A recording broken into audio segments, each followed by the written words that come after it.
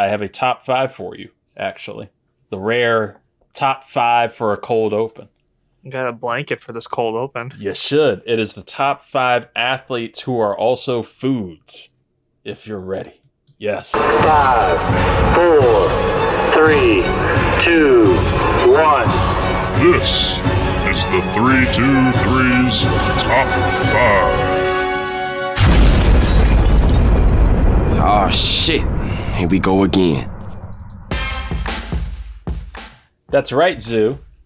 The top 5 athletes who are also foods. This is all because I saw an article during my lunch break about an NBA player named O.J. Mayo. Now, I don't know who he plays for. I don't know what year he is or anything. It was just simply the stat that he is the only active NBA player whose both his first name and his last name are food or drinks.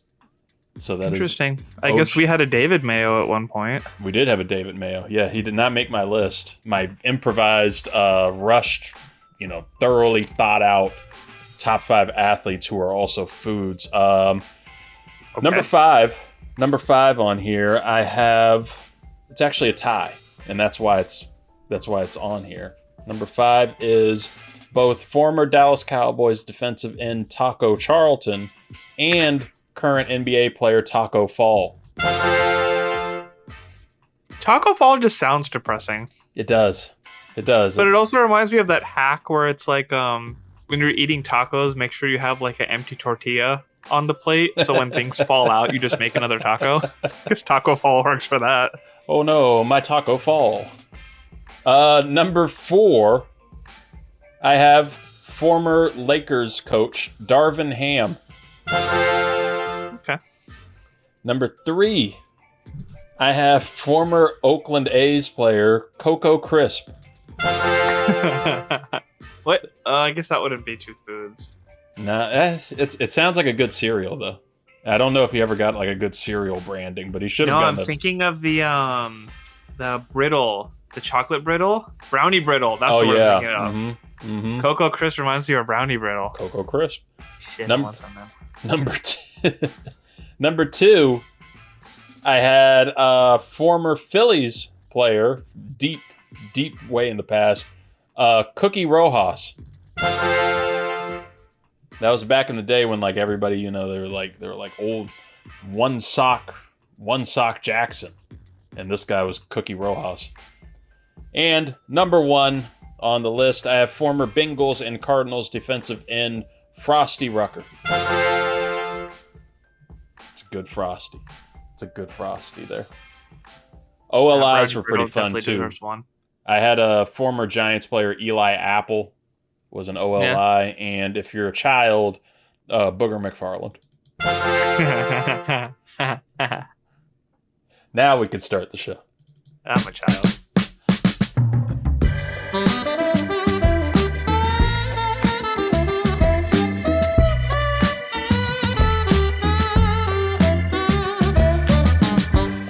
Ladies and gentlemen, welcome to the 323.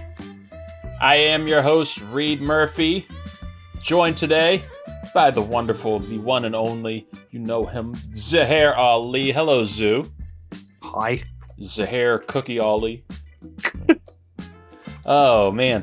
We got a fun show, folks, because this is, like we've said before, the OTA's time. We're, working things out, getting the kinks out, enjoying some much-needed vacation. Not those kinks. There's no Scott to hit the pause button. Tonight, I'm free. I can get away with anything. We're just enjoying some time before we get into the hecticness of football season, and this will probably be like the last full show before we're getting into the NFL previews. It will be a heads up though for you YouTube audience. If you're watching on here, we appreciate you wherever you watch us or listen to us. But for you YouTubers, definitely go subscribe on either Spotify, Apple, wherever you get podcasts and listen. You'll still get the show here on YouTube, the audio, but I'm going to be putting out some audio only episodes for the next few Tuesdays. We're going to be doing Top 5 Tuesdays for the pod, listening exclusive, where we're going to be breaking down some different NFL top 5s going in to the 2025 season. We got to give Zoo something to listen to on his mornings, on his drives in. So we're going to give him some deep breakdowns, like top 5 offenses going into the new season, top 5 defenses, top 5 breakout candidates. I'm still waiting for this college breakdown, explaining how all these different factions work and what I'm supposed to be paying attention to and why. That's going to be a big one that we're going to dive into, too. I think that's going to be in early August. Scott, we're going to be getting you in Scott? there. Yeah, Scott. So we got plenty to do on there. But today, we have 2 ways to nerd out for you folks. And it's me and Zoo. Whenever it's me and Zoo, we always nerd out in 2 specific ways. Comic book movies and Commanders. And thankfully, we had a great week for both. It was a great week of stuff to get into for both. So we're going to give you a little Superman talk and some DC talk, a little different from our Marvel talk. We'll get to that later. That's probably haven't gotten to it yet. Later in the month. And Superman. Ooh. Saving it for you. I think he's going to say it at some point. It's a segment. He's got to say it at some point. That's the title of the episode. That's what you got. Is Superman right there. Get the Zoo Bear roar out of here. Yes, we're going to get into Superman, and we will be getting into the Commanders' new uniforms and some, slight poking, some pretty much our biased hype, our Commanders. We had Nick's radio for a while with Luis Martinez. Now we're going to be getting into the real stuff, the Commanders radio ahead of the preseason, and get all of our, we'll what is the term? Russell our jollies before doing the full league breakdown. Exactly. Yeah, it's too bad we don't have any Jets fans here anymore. Oh, no Jets fans, no Bucks fans, nobody to stop us. No Cowboys fans, nothing that can stop us right now. It's all Commanders talk. But right now it's Superman talk because James Gunn's Superman premiered. It was finally out this week. The new the full official beginning of the new DC universe. And this has always been like a big Marvel show here on the podcast, but I'm very appreciative of DC stuff. I've always been a big Batman fan. I've always been a big Superman fan because of the old 1978 Christopher Reeve film. Thought it was a classic, a blueprint for so many superhero films today. And wanted to see if they finally got the character right. And Zoo, I don't know how you felt, but I personally loved the movie. I loved it. It was not perfect. You can't ask for these things to be perfect, but it was pretty damn great. And it was a really fun time, very entertaining. I thought David Cornsweet, who I haven't really seen him in anything prior to this. I've known of projects that he's in, but never actually watched him before. I thought he's never led anything. No, he's been in a couple Ryan Murphy projects on Netflix, like Hollywood, but he did a damn good job, and I think it was very impressive. Like for your first big lead, and especially in a blockbuster like this with a character like that, he did fantastic, and I loved him. Loved Rachel Brosnahan from The Marvelous Mrs. Maisel. I was excited to see her as Lois Lane. She did great, but my dude, Nicholas Hoult, he killed it as Lex Luthor. Made that film so entertaining, and it was a villain just worthy of hating throughout the film. Just so petty, just pure, like Ted Danson in The Good Place and Evil Cat kind of petty. And you even had like just wonderful side performances from Edie Garethi, who played Mr. Terrific. Nathan Fillion as Guy Gardner is just a wonderful douchebag of a Green Lantern. It was just great performances, weird characters all around. I thought it was Justice Gang. Yeah, the Justice Gang. Yeah, just a fun, really fun, entertaining time with some great heart, some great emotion.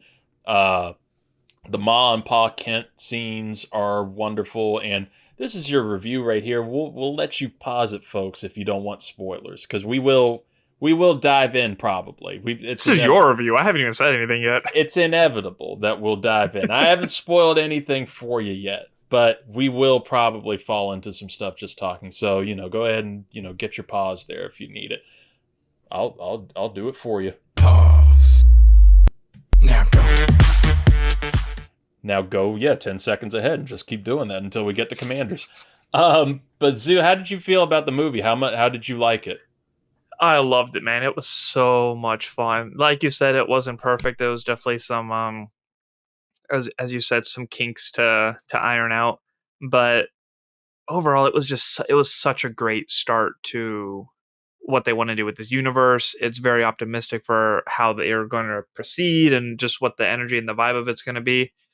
I'll get like I don't even want to call them cons because like if there was a report card that had different categories to it and 5 was like excellent and 1 was dog shit, I think the action and the stakes was probably like a 3, but everything else was like in the 4s and 5s because there was parts that was like okay, the action actually did get really entertaining, but overall it was just kind of like this is fine. They were pushing the story more than they were pushing like the choreography, I guess. Um, but and then my issue with Superman is that I don't like invincible characters. Right. He was not that in this. I like that it even started off with him getting his ass kicked. It was great. Even the dialogue that like kicked it off was just like this is the first time he lost a battle, and we got to see him in that state that he was. But as things progress, like as the black hole was a threat, as people were getting hurt, like there wasn't anything that had me like edge of my seat concerned. But it was engaging all the way through. The comedy was great, the storytelling was great, the universe building was great. And I am a huge, huge, huge, huge fan of Young Justice, especially the first 2 seasons. That Superman is one of my top 3 Superman ever. And James Gunn said that he was using that show as like framework of like how he wants to do this. And you could see so much of it in that, where they didn't worry about backstories. They're taking comic book characters, but they're not over explaining everyone. But they're giving you enough dialogue and enough screen time for them to give you an idea of who they are and why they matter to this story.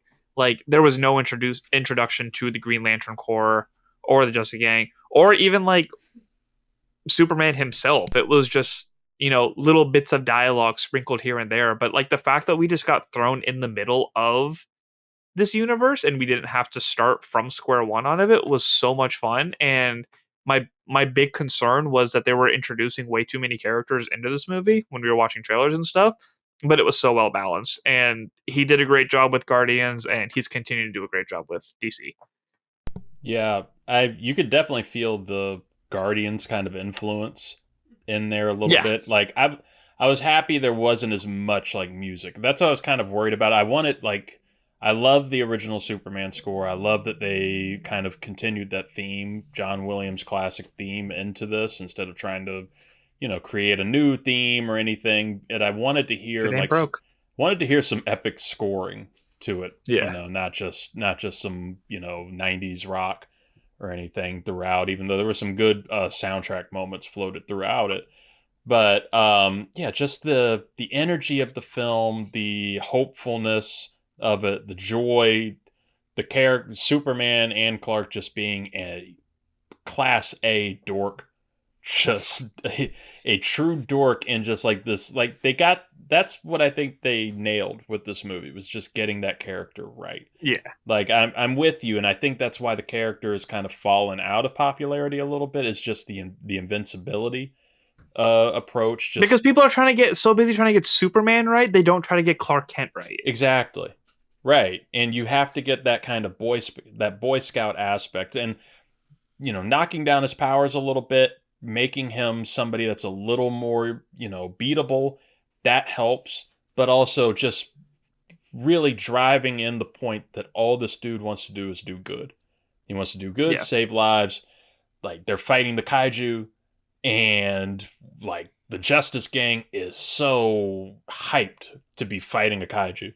Like, we're gonna kill this thing. We're gonna kick its ass. Superman's whole drive is just get people to safety. I'm gonna save the damn squirrel. Like, we're gonna we're doing good here. That's our point. And I just thought they nailed it all. I thought they nailed that. I didn't know how Crypto was going to work. Crypto was great. I love that he's a bad dog. Like even Superman's not great. he's not even still a good as a dog.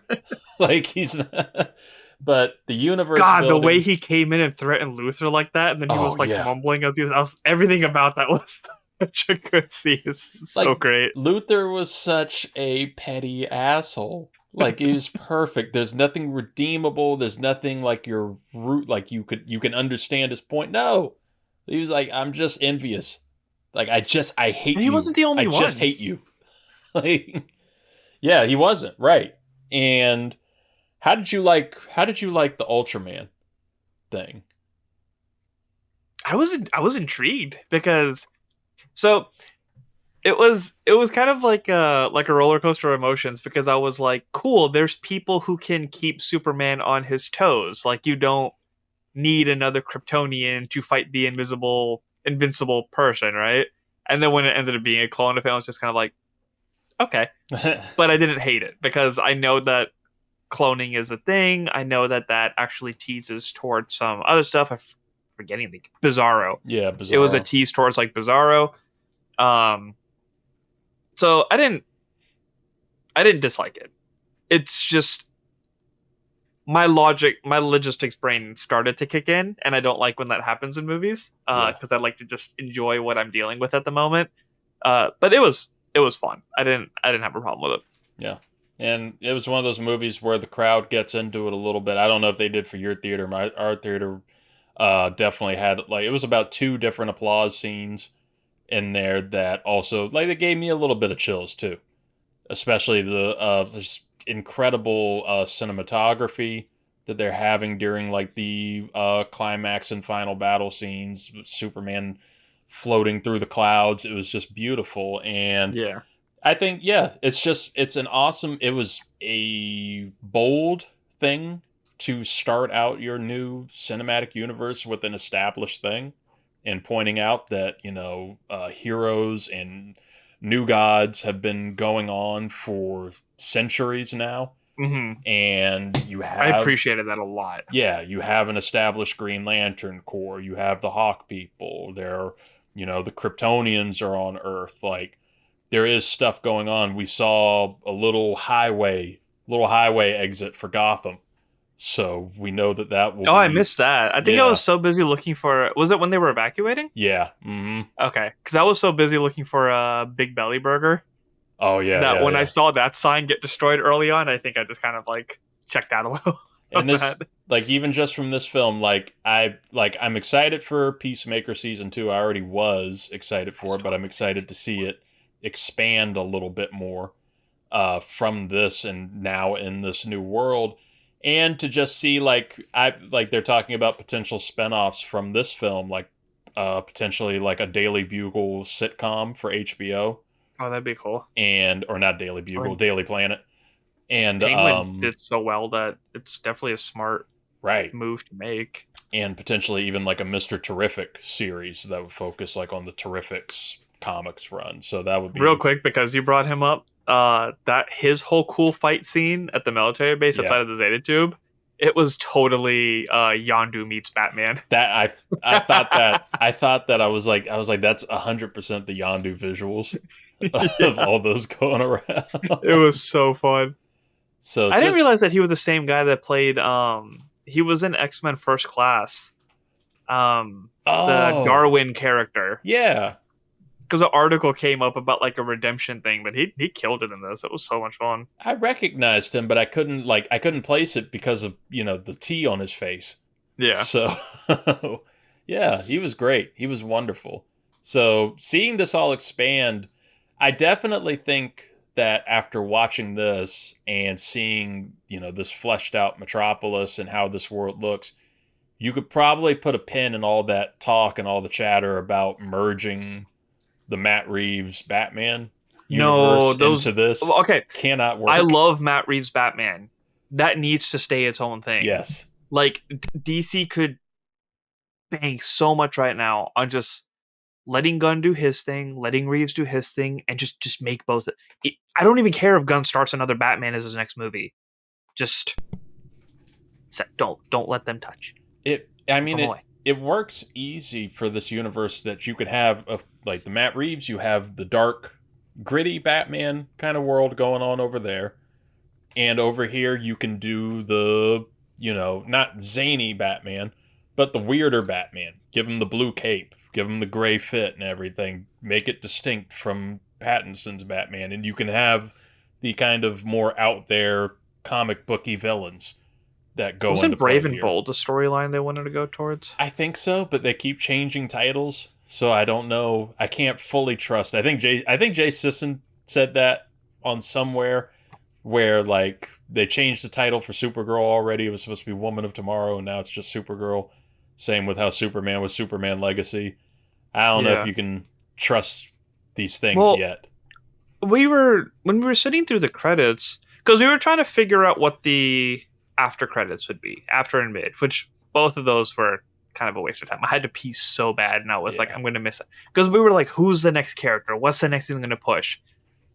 And then we looked it up afterwards, like, there's really nothing set in stone for, like, what's coming next at what time frame. Like, it's kind of up in the air. I thought my guess was Green Lantern Corps. Like, they would probably just do something bigger with that. Mm-hmm. But it could be a Supergirl thing, and now I don't know. Yeah, and I think I liked what I saw in an interview. James Gunn talked about the post-credit scenes for these DC movies, and he said he does not want to do... He appreciates what Marvel did in the MCU of building up the next thing. He said he wants to make them more just self-contained with DC, just like some little bonus or some little cappers for whatever story was just told and everything. So... at least, gives us, a preview that we don't maybe have to stay. If we really have to pee, we can leave. I don't know what exactly is next year. I know Peacemaker Season 2 is going to be in August. I have a question for you about that. Okay. I still haven't seen Peacemaker yet. Really? Based off of his appearance in this, do you see Peacemaker being part of this universe? Like, is that connected? Or was that just a fun little cameo? I think it is connected, because I'm curious how it's going to be connected, right? Because Season 1, and I won't spoil it for you, just so you can watch it because it's fun. But I might start watching it this weekend just because of that. Season 1 firmly establishes itself in the Snyderverse. Like, it makes it very clear that's where it is. And the trailers for Season 2 have already shown the Justice Gang interviewing Peacemaker. And those actors are back. So, like, Season 2 is showing that it's firmly established in the DCU. So, the way the humor works on the show, there's a lot of creative excitement and anticipation for exactly how they're going to address it. And James Gunn did say he already did say that they're going to address the awkward elephant in the room of how Peacemaker is now in this universe, or how it's been brought over and stuff. So kind of Deadpool it. Yeah. So because like it looks like the story is definitely continued from Season 1. The characters are all brought over. So it should be a fun, expansion of the new DCU. Same way Creature Commandos already. That was going to be my follow-up. I was like, where does that sit? Because Creature Commando ended up being a sequel to James Gunn's Suicide Squad. Yeah. Which was a sequel to the first Suicide Squad. But Frank Grillo, who plays Rick Flag Sr. in Creature Commando, ended up being in Superman. So I'm like, what's happening here? Yeah. So I guess Creature Commandos was our first look at the universe, and Superman like fully opens the book. Maybe it was like a prelude. But it's connected to the old stuff, which is why I'm So lost. Maybe and I don't want to overthink it because I just enjoyed all this content for what it was. And I think that's probably what they'll ask of us. Just don't think of it too much. But I do that is a good question here for you. Is like how do you feel about this new universe? Are you excited for it or still a little tepid? Oh yeah, because of all of this. Like I'm very much looking forward to Lanterns next year, where they're going to do the Green Lantern core series on HBO. Mhm. And like HBO loved it so much, they were like, no, don't put that on Max. That's going on HBO. That's going on the premiere Sunday nights. Kyle Chandler, Aaron Pierre, doing a true detective like Green Lantern show. And Supergirl comes out next year. Movies already being filmed, so we have something for next year. But how do you feel about everything as it's going forward? And do you think that this has a real chance now? Yeah, I truly believe it does, because they're letting them, as long as the studios don't interfere Mm-hmm. and just let the comic book nerds put something together. You could give me one movie a year and I'd be fine, as long as it's done right, as long as it's intentful, and as long as it has a long-term vision. Um, this was a great start. It introduced some cool characters, and I think every big character that they bring in can have little moments like that. And like you said, there can be so many opportunities for spin-off shows that could keep that balance in between if they're not doing movies as often. But yes, this was an incredible start, and the fact that they don't have to do origin stories for everybody is a step in the right direction. And I think I won't even call it competition for Marvel. I think because the MCU has built itself up so well for damn near 20 years, almost 20 years now, to where it's a cinematic universe that can stand on its own. And I think already it's done things a little better in terms of being able to utilize the streaming partnerships to expand the stories, like you said, with shows. Mm-hmm. And being able to expand, like a Daily Planet sitcom would be awesome, because that's an area and a world that's shown it's worthy of exploring more and seeing And more Eve of those needs characters. to be in it. Yes, Eve needs to be a part of it. Seeing Jimmy Olsen be the fucking Charlie Harper of this universe somehow. Seeing all that expand would be awesome, and you can't do that really in a movie. So, latching on to little things like that would be great. I love the actor for the, oh my god, what was the editor's name? Perry? Yeah. Yeah, Wendell Pierce. Yeah. He's such a fun actor, and yeah, I just wanted him to between say, him and Kat Grant so and bad. Lois probably coming in from time to time, and Olsen, like it would just be so fun. Oh yeah. So yeah, it was great. Overall, it was great. I don't have a lot of takeaways. I do agree with you on any negatives. It was maybe, the scale, impact, action. Was it, too crazy? No, like I would give that a 3 out of 5 on that kind of stuff. And, being, for whatever reason, I was like, during the final fight between Superman and Ultraman, I was like, oh, how's he going to get out of this? Yeah, I was having fun with that one. That was what like ranked it up for me again. Yeah. But like when they infiltrated the fortress, I was like, meh. The Yondu fight, I was like, this is fun, but I know it's like, kind of repeating that. Like I was just entertained with it. I wasn't fascinated by it. Yeah. We talked about Luthor at the beginning, but one of the things I did want to bring up is how much I enjoy that he actually is a super genius. Mm-hmm. He's not just petty, like he has the ability to put his money where his mouth is. And the fact that he came up with like all these like fight variations and remembered like the call sign for each one, and it was like that was really, really cool and very impressive to watch. I loved it. It's a great way to get around it's a great way to show off the brains versus bronze rivalry that those two have.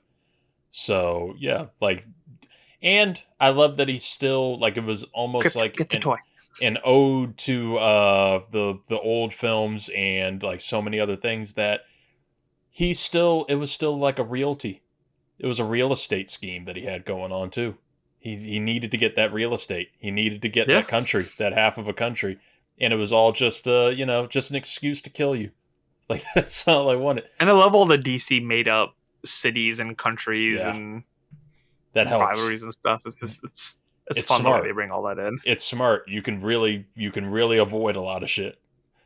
Just do like creating your own stuff. create your own Were you countries. expecting Metamorpho? I wasn't. And I don't The way know that he even said is like, we have a kryptonite variant. We don't have kryptonite though. I'm just like, variant. Yeah. And as soon as he was sitting there in the corner, I was like, And like, I don't know if you've seen the show Barry with Bill Hader, where he plays a former assassin turned improv actor who can't escape the assassin life. The guy who plays Metamorpho plays a Chechen hitman, a Chechen gangster who's like very just outlandish and fabulous on there, and he's wonderful. And I had no idea that was him, and I just loved that character. That character was really cool. He was really cool, and I just really felt for him, and I was rooting for him. I was rooting for him in some type of collaboration. What's the line?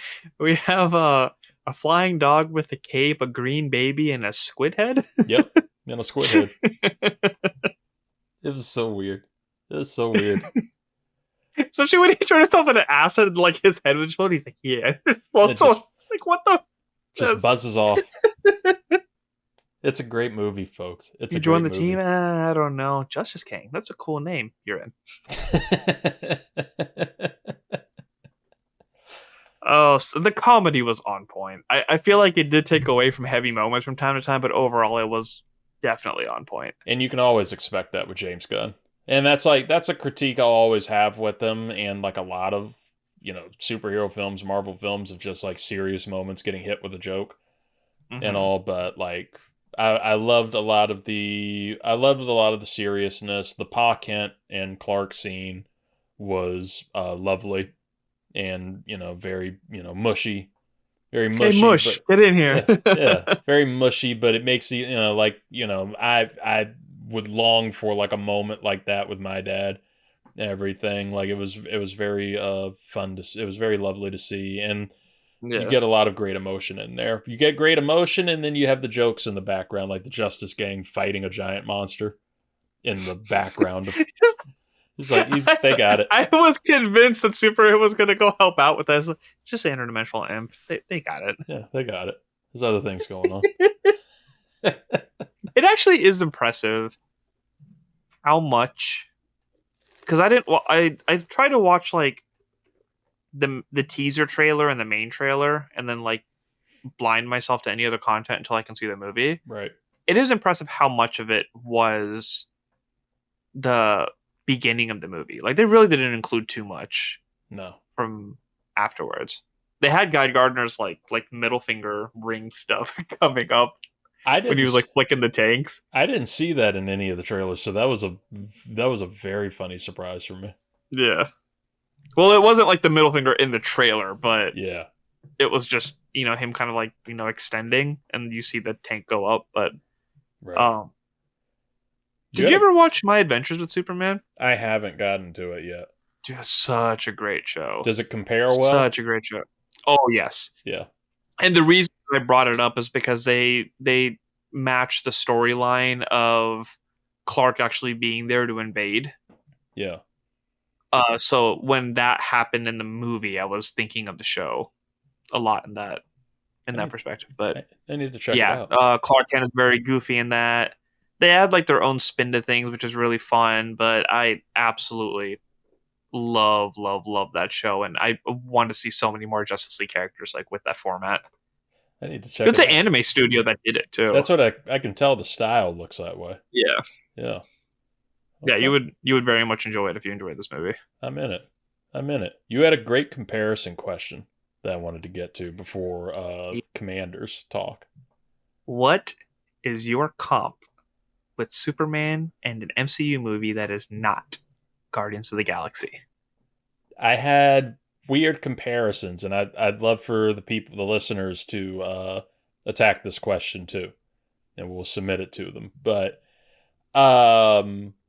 weird comparison for me, and I thought really hard on this because Guardians is the immediate thing for James Gunn, but sure. I tried to get into something that is something that focuses on its main character and gets you to know and love them while also introducing you to like a world and a bunch of other side characters that you haven't seen yet and making you fall in love with this little corner My weird comparison is Black Panther.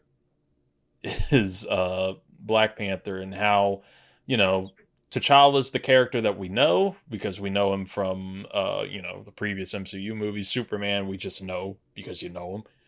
And now we're getting to know this whole world around them, this whole corner. There's, of course, other things happening out there. We can see it, we know it, but we're focused right here on this area and these characters, this villain that is all encompassing and, fully devoted to the fight between him and the protagonist. That is my main comparison for it. Okay. Interesting. I started off with a very weird one. You're going to be surprised when I hear this. I started off with Ant-Man and the Wasp. I can see that because style. of the witty action. A lot of characters got introduced, like first off Janet being the Wasp, and then you get to meet Goliath, even though he doesn't actually show his powers. Hank Pym does a lot. The action was a lot of fun, and going to the different worlds and stuff there was a lot of creativity around there. But then I actually settled on Age of Ultron, because there was a lot of characters that got introduced that made a huge impact that did not have too much backstory. The Maximoff twins, Ultron, Vision, a lot of stuff happened in that movie. A lot of people had to get involved with that, and a lot of things went really crazy. So I feel like the pacing wise and the character introduction wise, it was in that direction. But the way that the action and visuals went, I was thinking more Ant-Man and Wasp. I love that comparison, honestly, because I didn't want to say Avengers. One of the OLIs for me on that comparison is the first Avengers film, of just kind of exploring these other things and exploring this whole world around, but there's not really a central focus in that for me. Age of Ultron, that's a really good comp.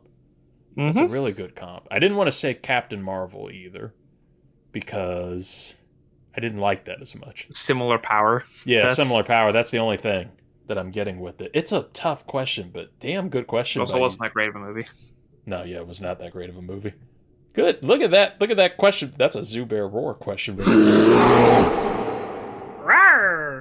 Zuperman right there. Yes, folks, please answer that question. I want to know your comps too. I want to know all your thoughts on that. I know you've been launching that to everybody, but as this weekend goes through and opening weekend goes through, let us know your thoughts and share that with us. You should make it a story poll. Yeah. Have you seen Superman? If so, what's your MCU comp? Yeah, what's your MCU comp? Your non-Guardians MCU comp. Yeah, it makes me very excited for whatever future Justice League or anything that's going to be there. Give me more of the Justice Gang though first. That was the other thing I loved. I love seeing the Hall. In construction. Yeah, in construction. Oh, it was so cool to see it. You have a flying saucer and you don't fix your garage door. That's peak ADHD right there. Oh yeah. Oh my god. We're working on it. Oh, folks, that's our Superman talk. But now, that's fiction. That's a fictional character. Right here. Where are real life heroes? Where are real life heroes? Who's our actual Superman? Who can be my Superman? Well, folks, it's this man right here. If he pops up. Oh, yes. Yes, sir. Hey, Superman. Jaden Daniels and the Commanders. Folks, Zoo and I, when we get the show all to ourselves, and there's no Knicks fans, no Bucks fans, no Jets fans, anything like that attacking us, we gotta go all in on our Commanders talk. We gotta go in on our comic book talk. Commanders had a week, Zoo. It's exactly what we've been waiting for. I've been hyped. There's been rumors that they're getting alternate. We knew that they were going to get alternate helmets. We had heard of that they're going to get alternate helmets and the rumors of an alternate jersey. And then it was finally announced officially alternate jerseys would be released on July 9th. And all you're asking for is just please, at least for me, make them like the old uniforms. Just give us the old jersey back and just write Commanders on it or something. Just do that. Just do that. And I wanted it to be the burgundy jerseys, Sue.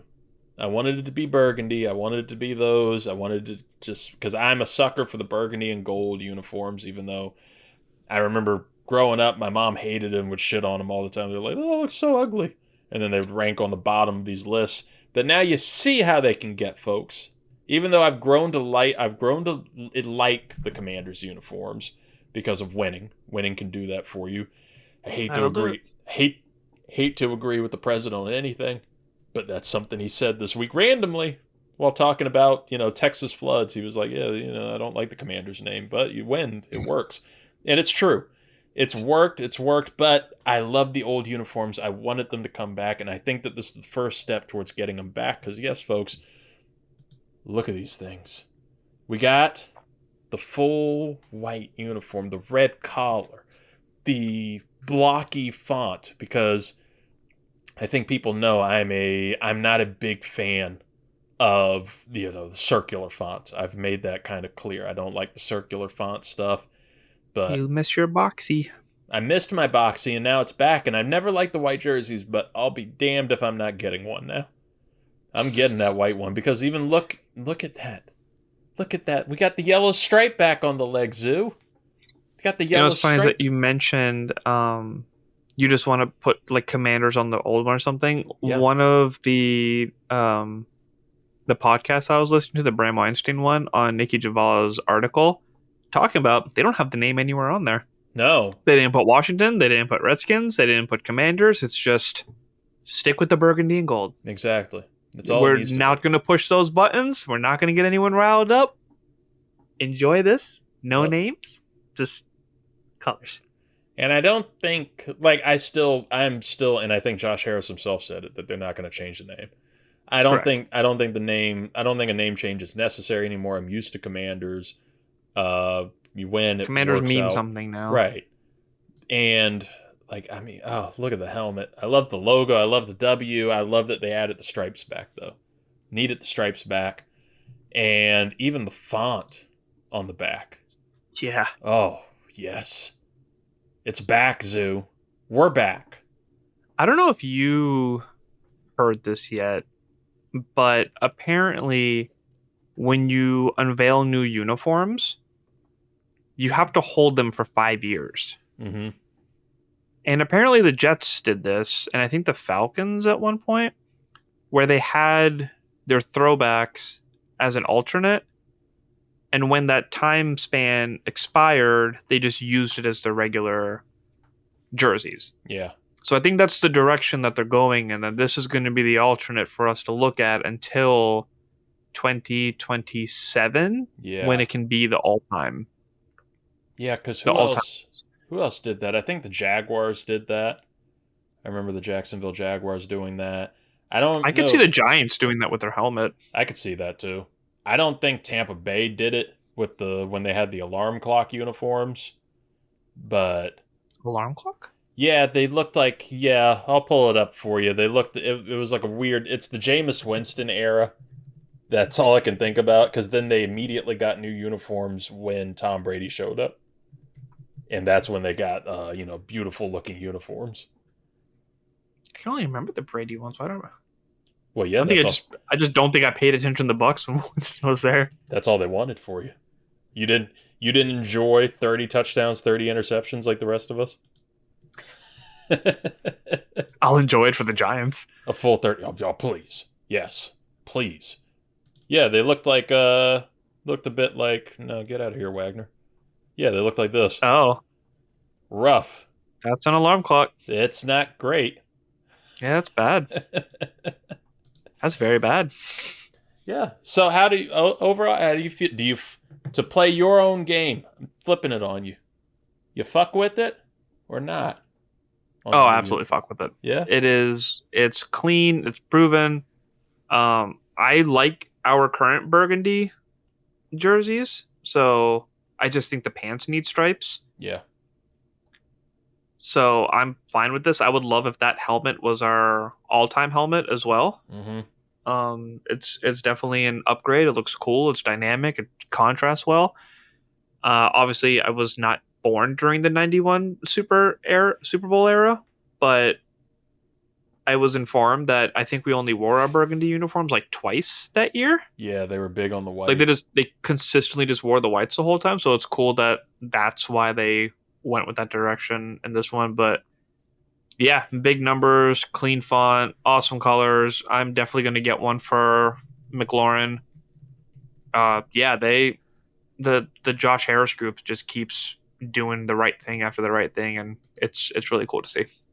Yeah, and I mean, just going back to that era and trying to emulate it and get. And they're going to wear it against the Cowboys on Christmas. That's another thing that I really love, right? Is just they're gonna put them out. What? It's Sunday night game against Sunday the night football against Seattle. Mm-hmm. And Sunday night against Broncos. Sunday night against Seattle, and Christmas Day. Yeah, Christmas Day against the Cowboys. And it just it's like it's getting all the necessary hype. And like ideally, if we're gonna keep doing that, I hope Dan Quinn breaks out the Joe Gibbs short shorts. That would be fun. Do you think they're going to wear the battle blacks at all this year? I think they will. I think they got a little bit of goodwill. Maybe it probably will be less, like one game, maybe 2 games against Chicago. Yeah. They should just troll them. Just keep rolling with it. Why not? Because that made me appreciate the blacks. I thought that they were going to get new helmets to go with the black uniforms. I thought that's what the alternate helmet was going to be. But just because I'm not a fan of the current one with that. Oh, you didn't think it was going to be the spear helmet? I thought that the spear was going to be on these like throwbacks just because of all that, that leaked image of Jaden Daniels with the spear. Like it was. That wasn't leaked. That was just a fan that is really good at Photoshop. Oh, that wasn't real? Wow. No. I don't know if that one was Gonzo did this. I mean, Gonzo did this, does a lot of great work. Mm-hmm. But no, that was just a fan-made thing. I got completely fooled. I got boozled. Andrew Garfield in No Way Home again. I think the ideal situation is we still have that burgundy and gold home pair. We have this as the whites. The black is like the modern alternative. They can tweak it and refine it and stuff, but that's like the modern alternative. And then they have like the spear look. Yeah. With like the more muted burgundy and gold as like the traditional alternative. Those would be the cool 4 sets. What I call the Kirk Cousins "you like that" uniforms. Yeah. That's what I always think of. Troubles coming. Someone gave me the Griffin version of that. That's that uniform. One. It's a good one. He gave me that in a burgundy one. He was like, I don't wear them. They've just been sitting in my closet. You can have these. I'm like, thank you. That real temporary time that we had leather helmet recreations. That they weren't allowed to ever wear again. And the mustard uniforms. When the NFL did I think the NFL, they were doing like the color rush. They were big on color rush, and they gave us gold uniforms. And that was the only good thing Dan Snyder ever did. I remember all gold uniforms. They never wore them. They were supposed to wear them on a Thursday night game, and Dan Snyder told them, we're not wearing those fucking things. Like, they were awful looking, and we never saw them actually used. Yeah, it's getting me hyped. I'm ready. I'm ready for Hard Knocks. I'm ready for this July 31st preseason. I forgot about Hard Knocks. Yeah, the July 31st preseason game between the Chargers and the Lions. I'm gonna hate it, but I'm gonna love watching Hendon Hooker versus Taylor Heineke for 2 hours. I'm gonna love it. You're gonna love it.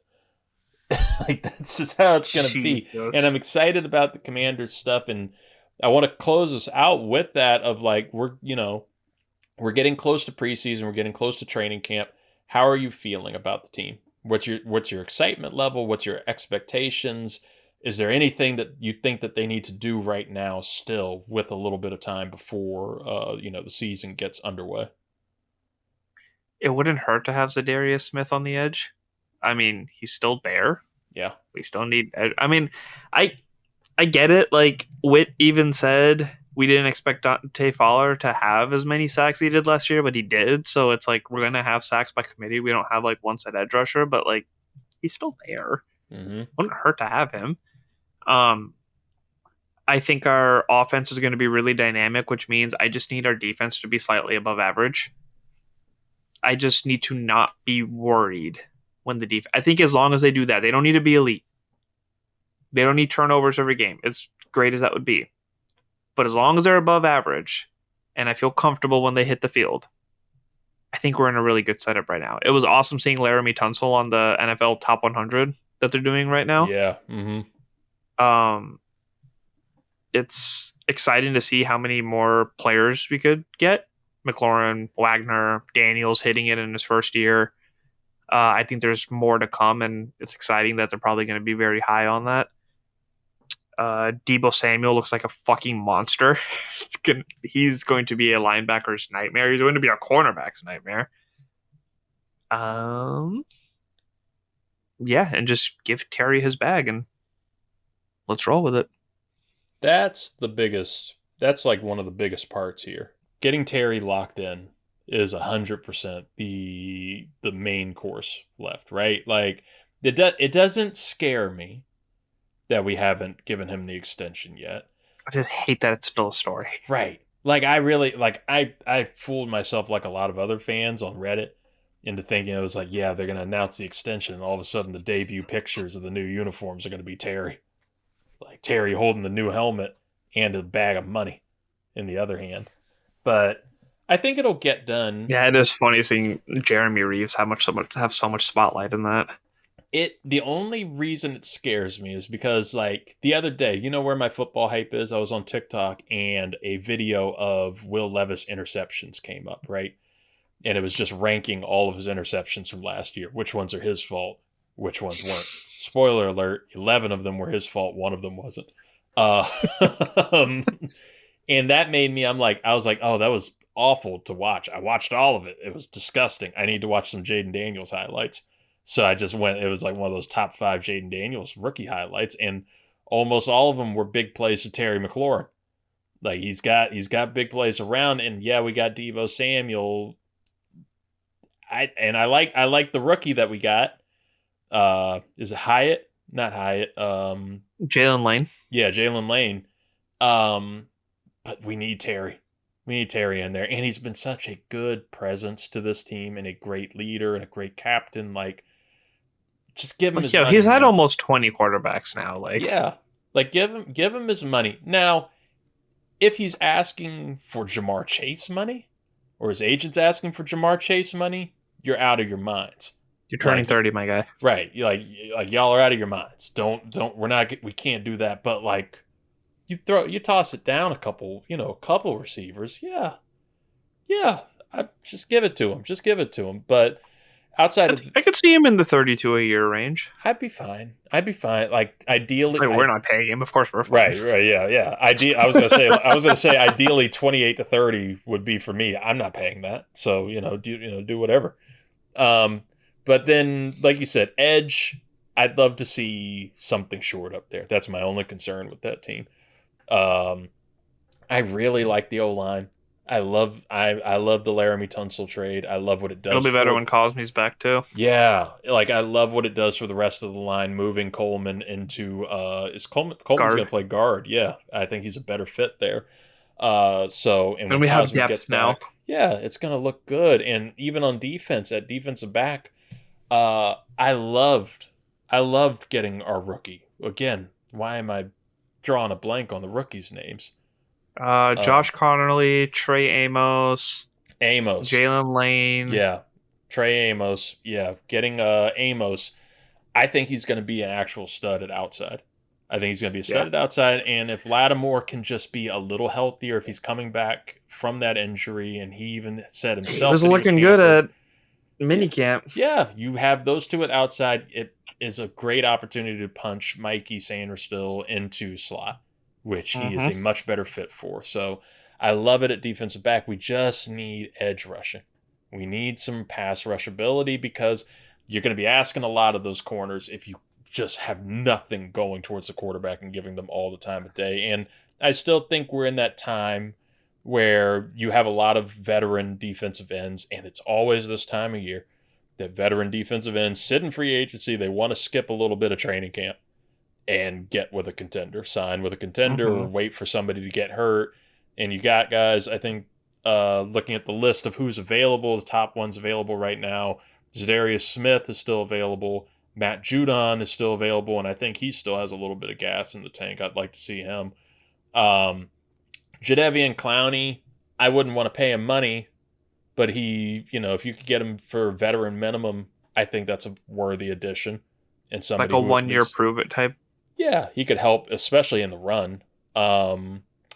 Preston Smith, Jihad Ward, Carl Lawson, Von Miller are all still out there. So yeah, you have some options, and I don't think I'd go for a trade for Trey Hendrickson from Cincinnati, but that's still something that's there. And I don't think because he wants to get paid, and that's the problem. Yeah. If we're taking this long to pay Terry, how are we supposed to pay Trey too? Right. And there's like the talks of TJ Watt and people having fantasies of getting TJ Watt from Pittsburgh. I don't see the Steelers trading Watt after making all the moves that they've already done.